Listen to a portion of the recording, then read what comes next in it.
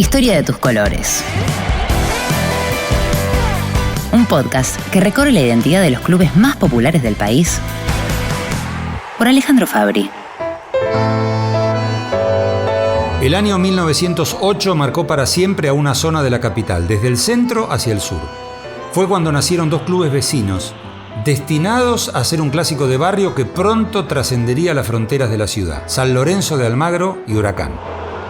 Un piberío de clase media-baja, mezcla de criollos e hijos de inmigrantes, se juntaba a jugar a la pelota en la esquina de México y 33 Orientales, en el barrio de Almagro. Se les ocurrió crear un club y a la hora de ponerle un nombre pesó más que ninguna otra opinión la idea de Juancito Monti, que era el dueño de la única pelota que tenían. Los Forzosos de Almagro imponía respeto y hacía alusión al barrio. La sede, una piecita del fondo en la carbonería de los Monti, sí. El dueño de la pelota hacía pesar ese privilegio. Esa denominación duró poco y la leyenda apunta a la Capilla San Antonio, en México, entre 33 y Artes y Oficios, hoy llamada Quintino Bocayuba, a metros de la esquina en la que se juntaban los chicos a pelotear.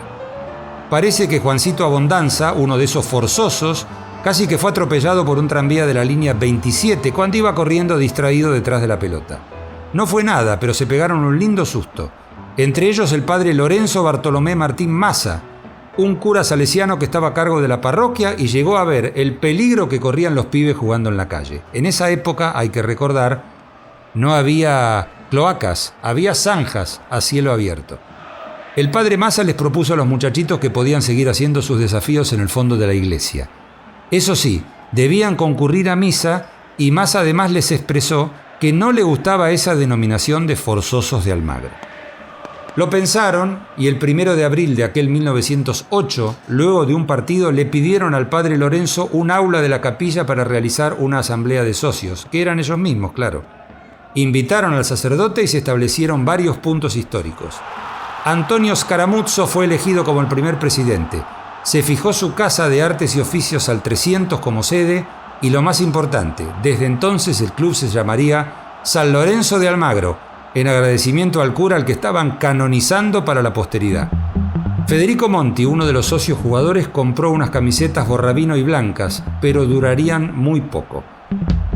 El padre Lorenzo se entusiasmó tanto como los pibes con la creación del equipo. Apoyó todos sus proyectos, puso dinero, gritó sus goles, los defendió cuando la policía los buscaba por algún vidrio roto del vecindario, pero lo más determinante fue conseguirles un juego de camisetas rayadas azulgranas, las que se grabarían para siempre en el pecho de sus hinchas, que cada vez eran más. Después de ganar el torneo de exalumnos de Don Bosco en 1910 y 1911, a algunos se les ocurrió cerrar el club en 1913, pero el cura redobló la apuesta. Los inscribió por su cuenta en la Asociación Argentina de Fútbol. Tenían que jugar en la tercera categoría, lo que hoy sería la B Metropolitana, en aquellos años la primera C. Debutaron en 1914 y ganaron el ascenso. Pero claro, ganaban el ascenso a la división intermedia, la segunda división. La presencia de una curiosa reglamentación lo habilitó a este joven San Lorenzo a jugar un partido con el campeón de la segunda categoría.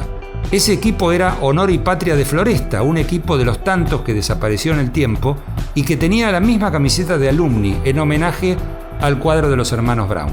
San Lorenzo le ganó 3-0 a Honor y Patria de Floresta, se salteó una categoría y llegó a primera. Atrás había quedado el tiempo de ser locales en la lejanísima cancha del Club Martínez, un equipo de la localidad bonaerense del norte del Gran Buenos Aires que tenía la misma camiseta que hoy luce Nueva Chicago. Durante 1915, San Lorenzo, que no tenía cancha, hizo de local en Ferro, pero la popularidad crecía tanto que necesitaban una cancha, un lugar propio. Volviendo al barrio, siguieron boyando, primero en un terreno de Juan Bautista Alberdi y José María Moreno en pleno Caballito, y luego en otro de José Mármol entre México y Venezuela. De nuevo, las vinculaciones del padre Lorenzo Maza lograron lo que parecía tan difícil. Consiguió que les alquilaran un terreno en Avenida La Plata al 1700 que pertenecía en partes iguales al Colegio María Auxiliadora y a la familia Oneto. Era un descampado irregular con una loma de 2 metros en el medio, pero se pondrían a trabajar para allanarlo, plantar el césped, construir la casilla para los vestuarios, alambrar el perímetro, levantar una tribunita de 3 escalones para unas 100 personas Y además, primero que nada, sacar el pequeño horno de ladrillos que estaba en un costado. El propio Scaramuzzo puso 400 pesos de su bolsillo, una suma muy fuerte. El 7 de mayo de 1916 lo estrenaron con una victoria 2-1 sobre Estudiantes de La Plata en el campeonato de Primera División. Por supuesto que todavía no le decían el gasómetro. En los años 20 la cancha se amplió gracias a la gestión del dirigente Pedro Videgain y una inmensa cantidad de socios que se seguían sumando. Pedro Videgain era un dirigente radical que estuvo preso cuando fue el golpe contra Hipólito Yrigoyen y murió lamentablemente por el frío que había sufrido en la cárcel de Tierra del Fuego. Fue despedido el mismo año en que murió don Hipólito por una multitud de hinchas de San Lorenzo. El estadio de hoy lleva su nombre. La cancha fue creciendo hasta convertirse en uno de los elegidos por la selección nacional hacia fines del amateurismo y las primeras décadas del profesionalismo. Por 63 años, ese reducto de Boedo vibró con lo mejor del fútbol argentino, hasta que durante la dictadura cerró sus puertas tras el empate sin goles con Boca el 2 de diciembre de 1979. 2 años más tarde fue demolido, sus maderas fueron loteadas o regaladas y se levantó allí el famoso supermercado francés. Sus hinchas se identifican como cuervos, en una alusión a la sotana del padre Lorenzo, o santos, siguiendo el origen religioso. Pero desde el campo de juego también surgieron nuevos apodos como chacareros, por aquel plantel del año 33 con tantos jugadores del interior que pronto pasaron a ser los gauchos de Boedo. Carasucias, por aquel grupo de chiquilines que formaron una delantera que se decía de memoria: Doval, Rendo, Areán, Beira y Casa. O los Matadores, el equipazo del 68 que ganó el Metropolitano sin haber perdido un solo encuentro. El peregrinaje por diferentes canchas y hasta el descenso del 81, lejos de desalentar al pueblo azulgrana, lo unió más. En el 93 inauguraron el nuevo gasómetro al que bautizaron Pedro Videgain, y allí también vivieron nuevas horas de gloria, culminadas con la conquista de la ansiada Copa Libertadores de América en 2014. Aun cuando toda una generación deliró por casi 3 décadas en el escenario del Bajo Flores, en el alma y el corazón de los hinchas está latente el sueño de volver a Boedo. Aunque el desafío económico sea colosal, hacer un estadio hoy en Buenos Aires cuesta no menos de $40 millones, ya se ilusionan con la inauguración del estadio al que llamarán Papa Francisco, en ese mismo solar de Avenida La Plata donde página a página escribieron la gran historia de grandeza. Esa barriada del sur porteño tiene un clásico que envidiarían muchos países. Es que la rivalidad con los vecinos de Huracán ya lleva 114 años. El Club del Globito tiene unos inicios con pinceladas de realidad y de leyenda que vale la pena recorrer. En realidad, 5 años antes, allá por 1903, ya estaba rondando en José Laguna y en Alberto Rodríguez la idea de crear un equipo de fútbol, y si ganaban algunos partidos, crear un club. Otros historiadores sitúan a mediados de 1907 la reunión de un grupo de muchachos de Nueva Pompeya, alumnos del colegio Lupi, sesión que no dejó acta ni una sede precisa, pero nombró a Agustín Caimi como primer presidente. ¿De qué club? ¿Cómo se llamaba? El nombre tiene toda una historia atrás. La primera moción triunfal fue la de Verde Esperanza y no se pierde. Enseguida, desbordados por el entusiasmo, juntaron 2,50 pesos y se fueron para la librería del Tano Ricino, en Avenida Sáenz y Esquiú, muy cerquita de la iglesia, para encargar el sello, ya que para ser considerados un club de verdad, además de una sede y una pelota, necesitaban un sello de goma. Al librero italiano no le gustó el nombre, le pareció demasiado largo y complicado para meter en un sello, y le sugirió el de una marca de útiles escolares que vendían: Huracán. Enseguida lo aceptaron y se lo encargaron. Y será porque su castellano no era perfecto, por distraído o para hacer más rápido el sello que les preparó Huracán, pero sin H. Sí figuraba bien la dirección, calle Ventana 859. A los muchachos no les importó demasiado la ortografía y lo aceptaron igual. El domingo 1 de noviembre de 1908 es la fecha que fijaron para la fundación en la casa de Ernesto del Isola. Jorge Newbery ya era un héroe del deporte y pionero de la aviación nacional, especialmente desde que en 1907 cruzara el Río de la Plata piloteando el globo Pampero. 2 años más tarde de esa hazaña, el nombre Huracán redoblaría su fama, porque el Aeroclub argentino compró en Francia un globo aerostático al que trajo y bautizó justamente con ese nombre. El país entero estaba pendiente de su primer vuelo, el 30 de agosto de 1909, al mando de Newbery. Fue tal el impacto que produjo que el club decidió incorporar la silueta del globo en rojo sobre la camiseta blanca como su propio emblema, pero para siempre. Newbery, que además había sido nombrado presidente honorario, estaba agradecido y feliz con semejantes distinciones. Facilitó la gestión para conseguir el terreno en la calle Arena, hoy Almafuerte, y en 1912 Huracán pudo debutar en tercera división de la Asociación Argentina. Salió campeón, subió a segunda y al año siguiente trepó a primera tras superar a Gimnasia y Esgrima de Flores, otro de los equipos que se perdió en el andar de los tiempos. Para el debut en la Elite, el 2 de agosto de 1914, inauguró la nueva cancha en Avenida Plata y Chiclana, en realidad en la calle Alagón, a unos metros de Chiclana, en relación con Avenida La Plata. Desde 1916 y hasta 1921, esa arteria acrecentó la rivalidad de los vecinos. El alquiler de ese predio era muy caro y debieron dejarlo. En 1923 inauguraron su nueva cancha en Amancio Alcorta y Luna, de donde no se irían nunca más. Allí mismo inaugurarían en 1947 el estadio de cemento de un bellísimo estilo Art Deco que desde el año 67 lleva el nombre del coronel Tomás A. Ducó. El Parque de los Patricios todavía no le había prestado su nombre a toda esa zona de los Corrales Viejos o Mataderos al Sur, como se la llamaba. También era La Quema, donde se incineraba la basura porteña, la que le dio el apodo de quemeros que portan con orgullo. Si la historia de los clubes argentinos estuvo fuertemente enlazada a la extensión de las vías férreas, no podía estar ajena a la línea Sarmiento. Claro, recibió ese nombre cuando fue nacionalizada en 1947. Hasta entonces era el llamado Ferrocarril del Oeste. Sí, como el popular Club de Caballito, en el centro geográfico de la capital. Allí, en la misma ubicación que ocupa hoy, nació el 28 de julio de 1904 el Club Atlético, formado por los empleados del Ferrocarril Oeste de Buenos Aires. Un nombre demasiado largo que enseguida cortaron hasta el que conocemos. Con el impulso de los directivos ingleses, Ferro gozó de privilegios desde su fundación, porque una vez que abrevió su nombre no lo cambió nunca más, como tampoco jamás abandonó las tierras lindantes a las vías de la estación Caballito, desde la calle Cuchacucha, hoy García Lorca, hasta Avellaneda, siguiendo hacia Fragata Sarmiento.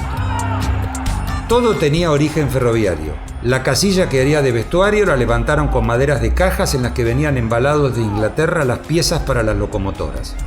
Para la inauguración, en diciembre de 1904, el ingeniero David Simpson donó una copa de plata como premio para la cinchada, una competencia también tradicional entre los llegados del Reino Unido. Se disputó todos los fines de año hasta 1912, cuando fue reemplazada por una partida de fútbol entre empleados británicos y argentinos. Los colores ingleses estuvieron en la primera camiseta, en realidad una camisa blanca con una franja roja de 7 centímetros de ancho que le cruzaba la espalda. Duró poco y en 1907, cuando Ferro se afilió a la asociación, después de un amistoso con marineros británicos, decidieron adoptar el diseño del Aston Villa de Birmingham, borrabino con mangas celestes. Tras 4 temporadas sin buenos resultados, decidieron cambiar de nuevo y se inspiraron en el verde que dominaba el barrio, lleno de quintas y de árboles. Además, en el lenguaje ferroviario el verde es el vía libre, un buen augurio. La historia que siguió tuvo a Ferro siempre con camiseta verde y vivos blancos en variadas combinaciones que llegaron a la audacia de los rombos y en el año 66 a las rayas horizontales. Ese verde distintivo que se adueñó del centro geográfico de Buenos Aires derivó en el apodo, poco inspirado por cierto, los verdolagas. Así se le dijo desde su aparición en 1897 a los billetes de 10 pesos nacionales, impresos sobre un papel gris verdoso. Aunque la moneda sufrió sucesivas devaluaciones a lo largo de las décadas que vendrían, los jugadores y simpatizantes de Ferrocarril Oeste seguirán siendo, a mucha honra, verdolagas. Usted sabe que también hay contreras, también hay gente que dice, no, yo quiero diferenciarme. Hay un grupo grande de hinchas de Ferro que a Ferro le dicen Oeste y tratan de diferenciarse. Aquel que no es de Ferro le dice Ferro. El que es de Ferro le dice Oeste. Siguiendo hacia el oeste por las vías del ferrocarril Sarmiento, se llega a Floresta, Villaluro y Liniers, barriadas que quedarían emparentadas por una pasión común, el Club Atlético Vélez Sarsfield. Cuenta la historia oficial que llovía con ganas aquel 1 de enero de 1910. Argentina se asomaba al año de su centenario y un grupo de 3 chicos tuvo que guarecerse del chaparrón bajo el túnel de la estación Floresta que comunicaba los 2 andenes. Nicolás Marín Moreno, Julio Guglielmone y Martín Portillo decidieron allí que iban a inventar un club porque querían practicar fútbol. Cuando el aguacero menguó su identidad, fueron hasta la casa de Marín Moreno, donde varios jóvenes más se les unirían para fundar por escrito el que llamaron Club Atlético Argentinos de Vélez Sarsfield. En ese acto designaron a Luis Barredo como presidente. Una investigación más moderna sobre la fundación de Vélez da cuenta de que ese 1 de enero de 1910 no llovía, que el clima era el agradable de enero, pero con tendencia a muchísimo calor, que en realidad los chicos se fueron abajo porque había mucho sol y estaban acalorados. Un terreno delimitado por Provincias Unidas que hoy es la avenida Juan Bautista Alberdi, la calle José Bonifacio, Mariano Acosta y Ensenada, sirvió de cancha y de manzana para unas camisetas blancas que todos tenían. Esa fue la primera divisa. En realidad las camisetas blancas de tantos equipos eran las camisetas que usaban los chicos para dormir. No vaya a creerse que se fabricaban las camisetas blancas. Algunos pidieron que les cosieran puños y cuellos rojo oscuro para distinguirse más. Ese tono inicial cambió en febrero de 1912, cuando en una tienda de Provincias Unidas y la calle Rafaela compraron camisetas azul marino con vivos blancos. Lo futbolístico iba en crecimiento. En 1913 llegaron hasta la final de la segunda división de la efímera Federación Argentina. Cayeron ante Tigre, pero estaban convencidos de que podían dar más. Ese año le quitaron el Argentinos a su nombre, quedando desde entonces como Club Atlético Vélez Sarsfield, y mudaron su canchita a una quinta de la calle Tapalqué, entre Escalada y Chascomús, en pleno Mataderos. Duraron pocos meses allí y en 1914 se instalaron al borde del arroyo Maldonado, en el barrio de Villaluro, entre las calles Víctor Hugo, Bacacay y Cortina. En toda la zona oeste de la capital iban sumando seguidores, entre ellos muchísimos inmigrantes de ascendencia italiana. Como un lazo fuerte de identidad, adoptaron entonces los colores de la bandera. Rojo y verde, a rayas intercaladas por finos listones blancos, los colores de la bandera italiana fueron su nueva camiseta. Con el horizonte claro, los muchachos de Villaluro siguieron escalando y en 1919 alcanzaron la primera división gracias a que habían sido finalistas de una de las copas de 1918. Se los invitó y así llegaron a primera. La temporada de estreno en la Elite fue fantástica. Debutaron venciendo a Independiente y terminaron segundos detrás del imparable Racing Club, dejando atrás a River. En menos de una década, Vélez ya se había ganado el respeto de los poderosos. En 1923, un cronista deportivo del diario La Prensa fue elegido presidente del club. Su nombre, usted lo conoce, José Amalfitani. Un dirigente sin par que marcaría por medio siglo un camino de crecimiento serio y continuo, guiado por su visión y también por su honestidad. En 1924 Vélez inauguró su estadio de la calle Basualdo en la zona sur de Villaluro, y así se jugó en 1928 el primer partido nocturno del fútbol argentino, gracias a un extenso tendido de cables que surcaba las alturas de la cancha con 39 focos. El inicio del profesionalismo tuvo al club entre los protagonistas, y al año siguiente el diario Crítica deslizó una palabra que sería emblema de Vélez para siempre. En la víspera del partido contra San Lorenzo, el periódico preguntó: ¿San Lorenzo hará rendir mañana el Fortín de Villaluro? No pudo, como tampoco pudo River, que fue el campeón del 32. El Fortín quedó grabado a fuego entre los velezanos, y habría más cambios que terminarían de moldear para siempre la identidad. Un comerciante de la zona tenía unas camisetas que unos rugbyers les habían dejado de clavo y se le ocurrió ofrecérselas al club. Así, el 30 de abril de 1933, Vélez estrenó el modelo blanco con una gran B azulada. B corta, claro. En 1940 Vélez sufrió el único descenso de su historia. El impacto fue muy fuerte porque además debió desalojar el terreno de la calle Basualdo.